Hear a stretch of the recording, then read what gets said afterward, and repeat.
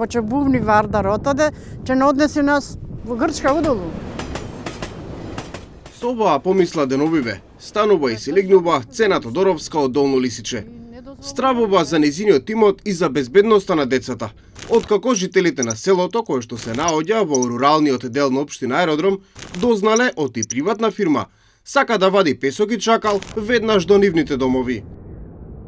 Деца имаме што одат на школа, што му треба и пат, и кујчите ни треба, не треба да ни се полни вода по друмите. Ако сака да копа, нека ода на друго место, ове е населено место овдека. Не треба, самите треба да бидат свесни да не го прават тоа за нас. Не е добро. Нас ни е срав, ќе ни дојде поплава. Тие ако копат, ќе ни направат тука поплава, ќе не однеси водата. Ние пред некоја година имавме од Вардар поплава. Знаеме каква е таа поплава.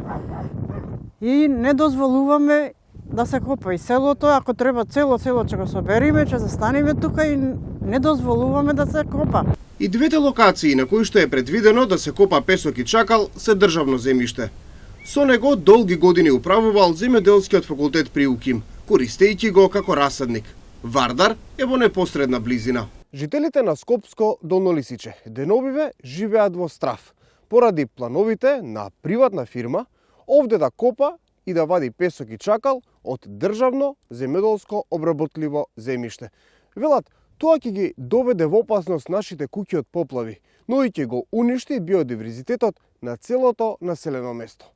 Слушај, песок нема да најдат овде убав. Павле Спасовски 40 години работел во расадникот.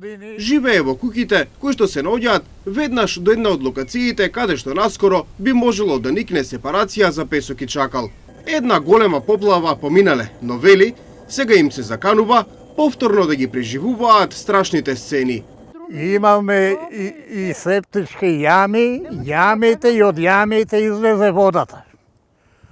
И по тоа знаеме дека кај што ќе има дупка, тука ќе се напуни Вардар и ќе ни преиде наваќе, ќе не поплави.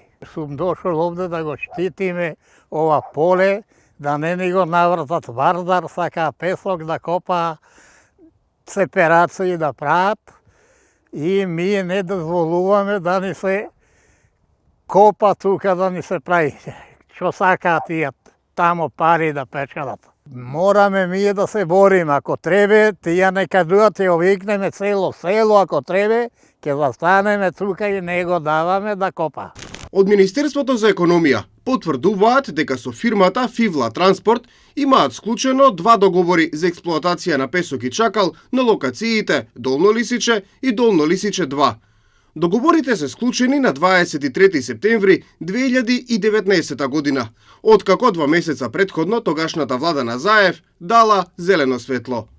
Концесионерот и покрај доделените концесии за експлоатација на минерална суровина се уште нема право да врши експлоатација, бидејќи не му е издадена дозвола за експлоатација. Концесионерот, Фивла Транспорт ДО Скопје, има поднесено барање за издавање дозвола за експлоатација за двете концесии, но истите не се комплетни и вратени се за дополнување. И покрај тоа што од Министерството за економија тврдат дека сите органи на државната управа, вклучително и локалната самоуправа, дале позитивно мислење. Од општина Аеродром негираат дека го промениле мислењето, откако еднаш во 2018 година негативно се изјасниле, пошто и владата првично го одбила барањето на Фивла Транспорт.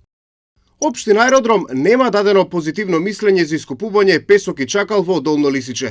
Ставот на општината и на градоначалникот Тимчо Муцунски секако дека е во насока на заштита на животната средина и условите за живот на жителите на секој дел од општината и не поддржува никакво разобличување на природниот амбиент. Од земјоделскиот факултет не одговорија на нашите прашања поврзани со овој случај, односно дали некој воопшто ги известил дека на државното земјиште кое им било дадено на управување на период од 20 години за одгледување насади, сега ќе се копа песок и чакал. Од ресорното министерство најавуваат проверки. За секое неправилно користење на државно земјоделско земјиште ќе биде известен Државниот инспекторат за земјоделство, кој е надлежен за изрекување соодветни мерки, согласно надлежностите, доколку се утврдат неправилности. И додека надлежните одлучиле во корист на фирмата, а ги занемариле стравувањата на жителите, Павле и Цена продолжуваат да живеат во страв од надоаѓањето на Вардар и порачуваат дека своите права ќе се ги бранат преку протест.